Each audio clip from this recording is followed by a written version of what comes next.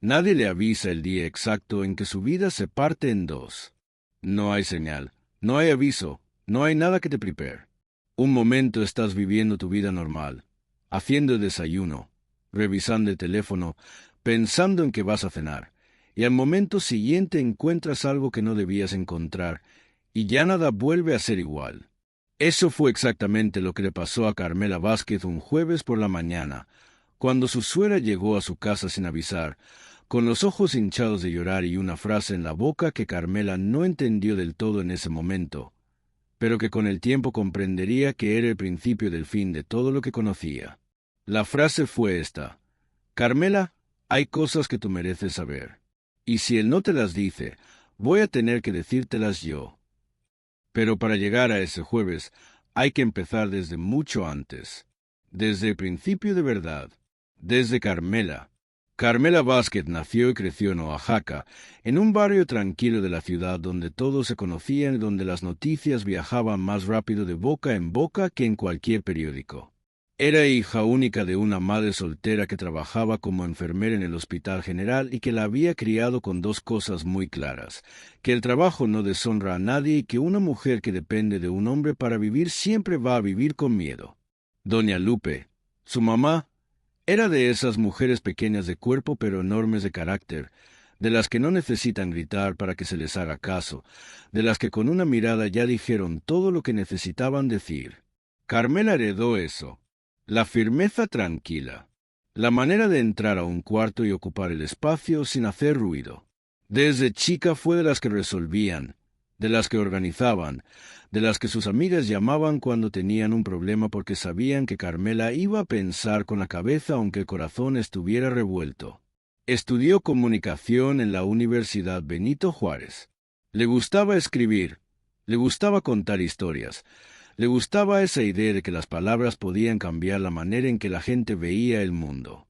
Se graduó con un trabajo sobre periodismo comunitario en comunidades indígenas de la Sierra Oaxaqueña que le ganó un reconocimiento regional y que le abrió la puerta a una beca para hacer una especialización en la Ciudad de México.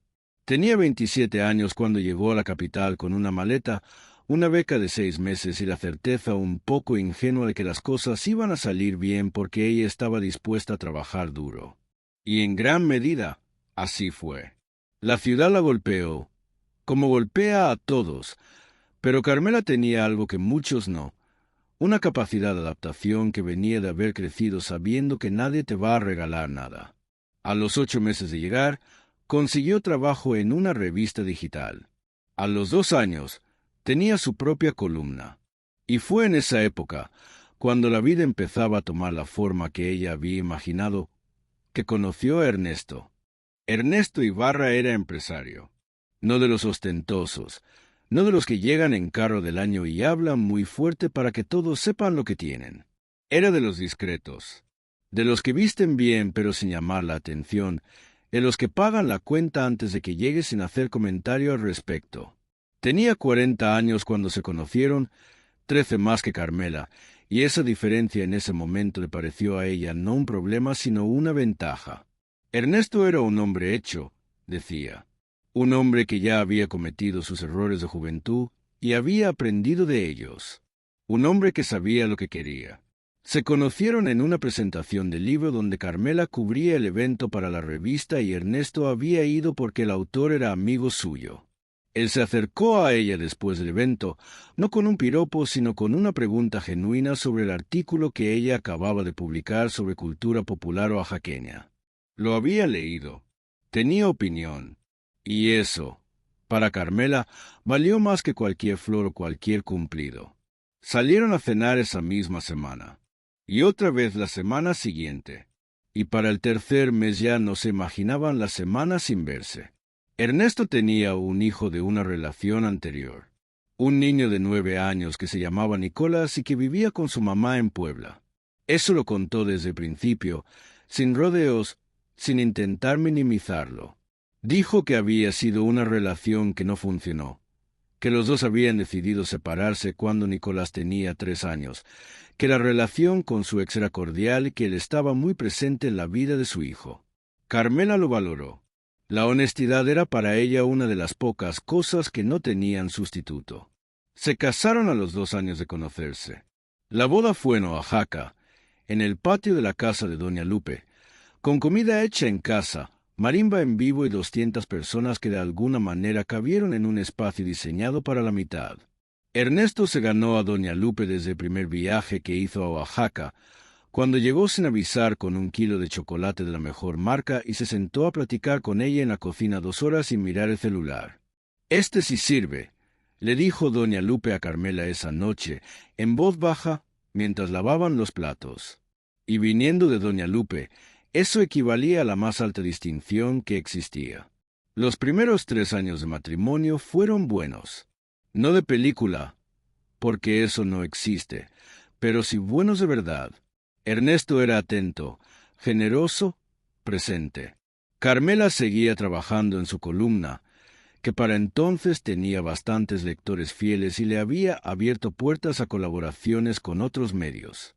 Vivían en un departamento amplio en la colonia Polanco que era de Ernesto desde antes de casarse, y aunque Carmela al principio se había sentido un poco fuera de lugar en ese espacio que no había elegido ella, con el tiempo lo fue haciendo suyo con plantas, con libros, con los colores que a ella le gustaban. La relación con Nicolás también fue creciendo despacio. El niño era tímido, reservado, de los que tardan en soltar la guardia, pero Carmela tenía paciencia y no intentó ser su mamá ni su mejor amiga. Simplemente estuvo. Lo escuchó cuando quiso hablar. Lo dejó en paz cuando no quiso. Y con el tiempo, Nicolás empezó a buscarla, a contarle cosas, a pedirle consejo. Carmela quería tener hijos. Ernesto también. Intentaron durante 2 años sin resultado.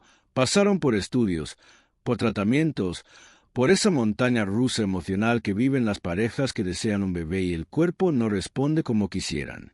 Fue difícil. Fue de las épocas más duras de su matrimonio. Pero también fue de las épocas en que más juntos estuvieron, si eso tenía sentido. El dolor compartido, cuando 2 personas lo enfrentan mirándose de frente, puede ser un pegamento muy poderoso. Al 4 año de matrimonio, Carmela quedó embarazada de manera natural, sin tratamiento, justo cuando habían decidido tomarse un descanso de todo el proceso. Fue en febrero. Ernesto lloró cuando ella le mostró la prueba. Carmela también. Y doña Lupe, cuando se enteró por teléfono, dijo que ya sabía, que lo había soñado, y nadie le discutió porque cuando doña Lupe soñaba algo, generalmente tenía razón. La bebé nació en octubre.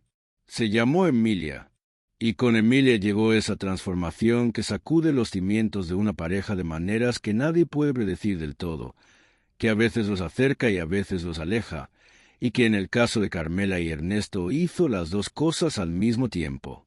El cambio en Ernesto fue gradual, tan gradual que Carmela no pudo señalar un momento exacto en que empezó. Era como ver crecer una planta. Si la ves todos los días no notas la diferencia, pero si te alejas un mes y regresas, el cambio es obvio. Ernesto empezó a llegar más tarde. No dramáticamente, no de manera que diera pie a una conversación directa, sino de manera que se podía explicar siempre con algo razonable. Un cliente, una junta, un problema en la empresa. Carmela, ocupada con Emilia recién nacida y tratando de mantener sus colaboraciones al mismo tiempo, no tenía energía para sospechar. Solo tenía energía para sobrevivir el día. Pero las cosas pequeñas se fueron acumulando. Ernesto dormía con el teléfono boca abajo. Ernesto salía al balcón a hablar cuando recibía ciertas llamadas. Ernesto canceló 2 veces seguidas el viaje a Oaxaca a ver a doña Lupe con excusas que eran válidas por separado pero que juntas se sentían como un patrón. Un sábado por la tarde, cuando Emilia dormía la siesta y Ernesto estaba en la regadera, el teléfono del vibró sobre el buró. Carmela no lo iba a ver. No era de esas mujeres que revisaban el teléfono de su pareja. Nunca lo había sido. Le parecía una violación a la confianza y algo que una vez que se hace no se puede deshacer. Pero el teléfono vibró 3 veces seguidas, y cuando Carmela lo miró sin querer desde el otro lado de la cama, la pantalla mostró el nombre del contacto. El nombre era simplemente M, una letra. No un nombre, no un apellido. Una letra. Carmela apartó la vista. Puso el teléfono boca abajo como lo había encontrado. Y se fue a la sala a esperar a que Ernesto saliera de la regadera con la misma expresión de siempre, como si nada hubiera cambiado. Pero algo había cambiado. Adentro de ella, algo había cambiado. Durante las semanas siguientes, Carmela hizo algo que nunca hubiera imaginado que haría. Empezó a guardar información. No de manera agresiva, no buscando activamente, sino simplemente prestando atención a las cosas que antes dejaba pasar. Una mención casual aquí, una inconsistencia pequeña allá. Ernesto había dicho el lunes que el martes tenía desayuno de negocios con un cliente de Monterrey. Pero el miércoles, cuando Carmela preguntó casualmente cómo le había ido al cliente, Ernesto tardó medio segundo más de lo normal antes de responder, y luego dijo que bien, que había sido una reunión rápida. Esa pausa de medio segundo. Carmela la notó y no la olvidó. Pasaron 3 semanas más, y llegó el jueves de Doña Hortensia. Doña Hortensia era la mamá de Ernesto, una mujer de casi 70 años, viuda desde hacía 10, que vivía en una colonia de clase media en el norte de la ciudad y que tenía con su hijo una relación de esas que desde fuera se ven perfectas, pero por dentro tienen capas y capas de cosas no dichas. Lo quería profundamente, eso era evidente, pero también lo conocía demasiado bien para no ver lo que había que ver. Llegó un jueves a las 10 de la mañana sin avisar. Carmela acababa de dejar a Emilia con la niñera y estaba a punto de sentarse a trabajar. Abrió la puerta y vio a su suegra con los ojos rojos, la bolsa apretada contra el pecho y esa expresión de quien lleva días sin dormir bien. La dejó pasar, le hizo café y esperó. Doña Hortensia tardó un rato en empezar. Miraba el café, miraba la mesa, miraba por la ventana. Carmela no la presionó. Sabía que lo que fuera que tenía que decir era algo que le costaba. Y eso ya le decía mucho sobre lo que era. Cuando habló, habló despacio, como quien desarma una bomba con cuidado, sabiendo que hay que quitar los cables en el orden correcto para que no explote todo. Lo que Carmela escuchó esa mañana fue esto. 2 semanas atrás, Doña Hortensia había recibido una llamada de una mujer que se identificó con nombre completo, que habló con calma y con educación, y que le dijo que necesitaba que alguien de la familia supiera lo que estaba pasando. La mujer dijo llamarse Marcela, y dijo que llevaba 2 años teniendo una relación con Ernesto. Carmela sintió el café caliente en sus manos, pero no lo soltó. Se quedó quieta. Doña Hortensia siguió hablando. Marcela no había llamado para hacer daño, según ella, sino porque la situación se había complicado. Porque había algo que Ernesto tampoco le había dicho a ella. Algo que esa mujer había descubierto hacía poco y que la había dejado igual de destrozada que a Carmela la estaba dejando ahora. Carmela puso la taza sobre la mesa. ¿Qué cosa?, preguntó. Su voz sonó serena. Esa serenidad de las tormentas de adentro. Doña Hortensia cerró los ojos un momento. Marcela tiene una hija, de 18 meses, y dice que es de Ernesto. El silencio que siguió fue de los que tienen peso y textura. Carmela lo sintió posarse sobre sus hombros, sobre su pecho, sobre sus pulmones. El departamento que ella había llenado de plantas y de libros y de los colores que a ella le gustaban de repente le pareció un lugar ajeno. Un decorado, una escenografía. Calculó en silencio. 18 meses. Emilia tenía 20. Las 2 bebés habían nacido con 2 meses de diferencia. 2 meses. Doña Hortensia lloraba en silencio al otro lado de la mesa. Carmela no. Carmela miraba el punto fijo en la pared y dejaba que su cerebro procesara lo que sus emociones todavía no podían manejar. Cuando doña Hortensia se fue, 2 horas después, Carmela se quedó sola en el departamento con Emilia dormida en el cuarto y el silencio de las 10 de la mañana de un jueves ordinario. Se levantó, lavó las tazas, las secó, las puso en su lugar, y luego se sentó en el sillón y por primera vez desde que había abierto la puerta esa mañana, lloró. Lloró mucho tiempo, de esas maneras que no son elegantes ni silenciosas. De esas maneras que salen desde un lugar muy adentro donde guardas todo lo que no puedes mostrar. Cuando Ernesto llegó esa noche, Carmela ya no estaba llorando. Estaba sentada a la mesa con una taza de té frío frente a ella y esa mirada que él conocía, la mirada de cuando Carmela había decidido algo y no había marcha atrás. Él la vio y supo. Se sentó sin decir nada. Y Carmela habló primero, cosa que él no esperaba, porque en su mente probablemente imaginaba que ella iba a llorar o a gritar o a pedirle explicaciones. Pero Carmela no hizo nada de eso. Carmela dijo, con una voz tranquila que era lo más devastador que Ernesto había escuchado en su vida: sé lo de Marcela, sé lo de la niña. No necesito que me expliques nada esta noche. Necesito que te vayas. Ernesto intentó hablar. Carmela levantó una mano. Esta noche no. Por favor. Y Ernesto se fue. Lo que vino después fue largo y complicado y no tuvo la forma ordenada que tienen las cosas en las películas. La vida real es más desordenada. Tiene momentos en que decides algo y luego lo dudas. Momentos en que el enojo es tan grande que casi lo convierte en odio. Momentos en que extrañas no al hombre que te traicionó, sino al hombre que creías que era. Y esos dos hombres vivían en el mismo cuerpo, con la misma cara, con la misma manera de decir tu nombre, y eso era lo que hacía todo tan difícil. Carmela habló con un abogado esa misma semana. No porque hubiera decidido divorciarse, sino porque era el tipo de mujer que necesitaba conocer sus opciones antes de tomar cualquier decisión. Conocer el terreno, saber en dónde estaba parada. Habló también con su mamá. Doña Lupe escuchó todo sin interrumpir, y cuando Carmela terminó de hablar, solo dijo, «Dime qué necesitas y yo estoy». Sin juzgar a Ernesto, sin darle consejos que no le habían pedido, sin decirle lo que tenía que hacer. Solo eso. Dime qué necesitas y yo estoy. Y Carmela lloró otra vez, porque a veces la cosa más amorosa que alguien puede decirte es exactamente esa. Hubo conversaciones con Ernesto, largas, dolorosas, de las que agotan no solo emocionalmente, sino físicamente, de las que terminas y necesitas dormir 12 horas. Ernesto no intentó minimizar nada. Eso Carmela se lo reconoció después, cuando ya había pasado suficiente tiempo para poder verlo con algo de distancia.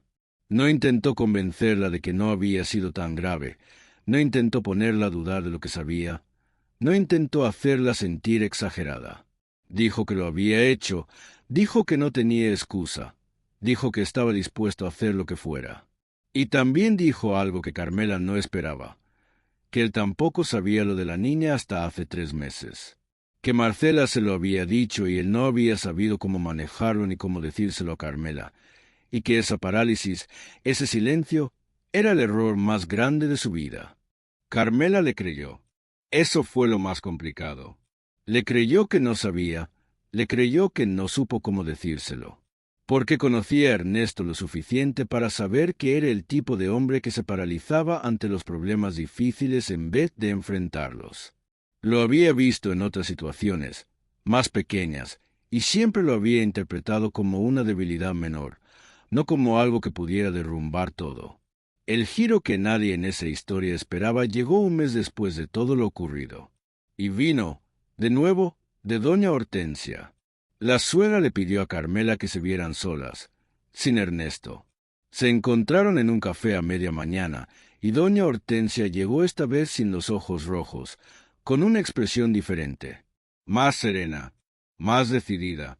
Le contó que había vuelto a hablar con Marcela, no para defenderla ni para atacarla, sino porque doña Hortensia era de esas personas que necesitan conocer a las personas directamente para formarse una opinión.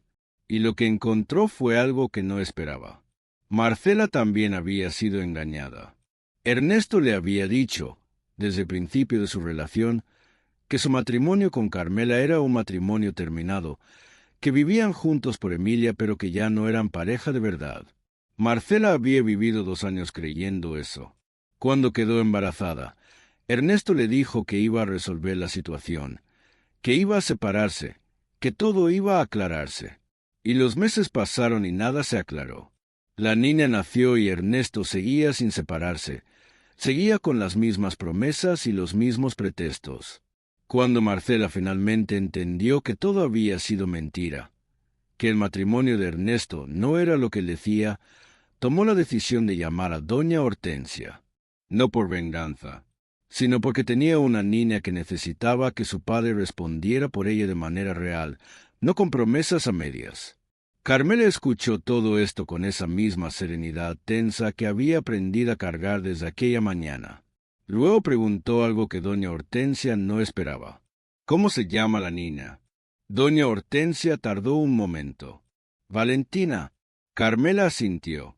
Valentina, una niña de 18 meses que no tenía ninguna culpa de nada, que había llegado al mundo en medio de un desastre que los adultos a su alrededor habían creado y que iba a crecer con ese desastre como fondo de su historia.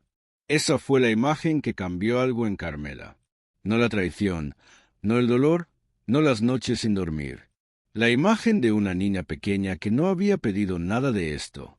Lo que Carmela decidió fue algo que sus amigas no entendieron del todo, que doña Lupe aceptó sin entender pero respetó, y que tomó a Ernesto completamente por sorpresa. No pidió el divorcio de inmediato. Pidió algo diferente. Pidió tiempo, terapia de pareja y una sola condición que era innegociable: que Ernesto reconociera a Valentina de manera formal y respondiera por ella como su padre. No desde las sombras, no con acuerdos informales que dependían de su buena voluntad. Legalmente, claramente, sin ambigüedades. Ernesto aceptó. El proceso fue largo. La terapia fue dura, de las que te sacan cosas que no querías ver, no solo de la pareja, sino de ti mismo. Carmela descubrió cosas sobre sí misma que no esperaba descubrir, que a veces había preferido no ver señales que estaban ahí porque ver implicaba actuar y actuar implicaba cambiar algo que en ese momento no tenía fuerzas para cambiar, que había normalizado la ausencia emocional de Ernesto en ciertas épocas porque le era más fácil poner excusas por el que confrontarlo. Eso dolió de una manera diferente, porque el enojo con otro es cómodo. El enojo con uno mismo es el que de verdad trabaja. No voy a decir que Carmela y Ernesto lo resolvieron todo y vivieron felices para siempre, porque esta historia no es ese tipo de historia.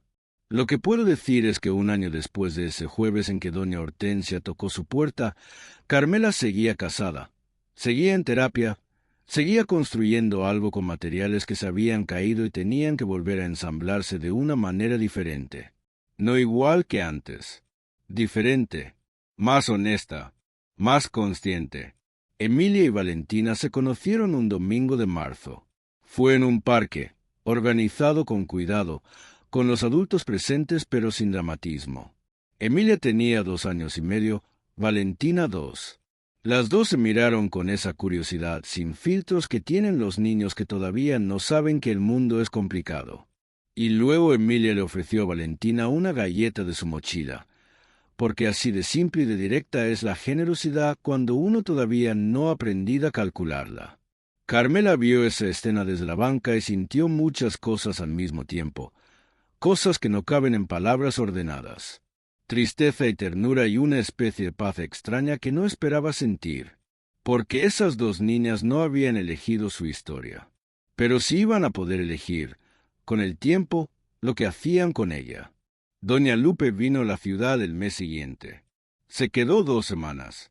Cocinó, cuidó a Emilia.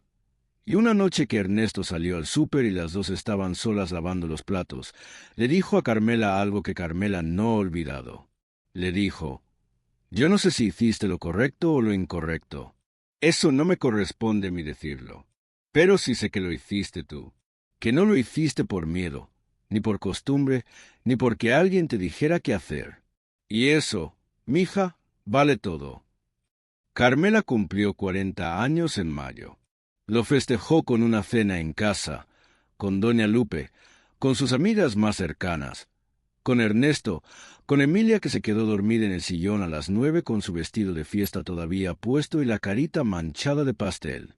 En algún momento de la noche, cuando la mayoría de los invitados ya se habían ido y solo quedaban los más cercanos, la amiga más antigua de Carmela le preguntó en voz baja cómo estaba. «¿De verdad?», le dijo. «No de protocolo». ¿Cómo estás de verdad? Carmela pensó la respuesta un momento. Estoy construyendo, dijo. No sé exactamente qué, pero estoy construyendo.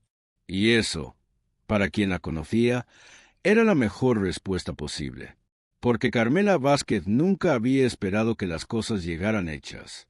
Siempre las había construido, con trabajo, con voluntad, con esa firmeza tranquila que heredó de su mamá y que ninguna traición, por grande que fuera, le había podido quitar. Hay una cosa que esta historia deja, y no es una moraleja fácil ni un consejo de revistas. Es algo más incómodo y más real que todo eso. Los secretos no solo dañan a quien los descubre, dañan a quien los carga, dañan a quien los guarda para protegerse. Crean vidas paralelas que no pueden coexistir para siempre, que en algún momento chocan, y cuando chocan el daño no lo paga solo quien mintió. Lo pagan todos. La mujer que no sabía, la mujer que tampoco sabía del todo, las niñas que no pidieron nacer en ese enredo, y el hombre mismo, que vivió años sosteniendo un peso que se fue haciendo más grande con cada día que pasó sin decir la verdad. La honestidad no es solo un valor bonito para bordarlo en un cojín. Es la estructura invisible de las relaciones. Es lo que hace que todo lo demás se sostenga. Y cuando falta, cuando alguien decide que su comodidad vale más que la verdad de la persona que tiene a su lado, el edificio puede seguir en pie un tiempo. Puede verse bonito desde afuera. Puede incluso sentirse sólido. Hasta que un jueves cualquiera, alguien toca la puerta con los ojos hinchados de llorar y dice las palabras que lo cambian todo.